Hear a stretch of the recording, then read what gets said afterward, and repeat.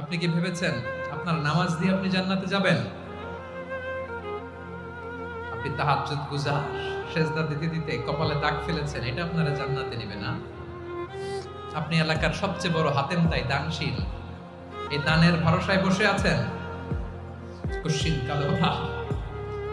আমাদের নামাজ, আমাদের রোজা, আমাদের ইবাদত, এগুলোকে মিজানের পাল্লায় উঠালে কোনো ওজনই হবে না। তবে আমাদের একটা কৌশল জানা আছে, আমরা আল্লাহর রহমতের ভিখারি। আমরা সেদিন আগেই গুনার স্বীকৃতি দিয়ে দেব। আমরা বলবো, আল্লাহ তুমি প্রশ্ন করার আগে তোমার একটা কথা বলি, আমারে কিছু জিজ্ঞেস করো না, আমি সব করেছি। এমন কোন পাপ নাই যে পাপ আমারে দিয়ে হয় নাই।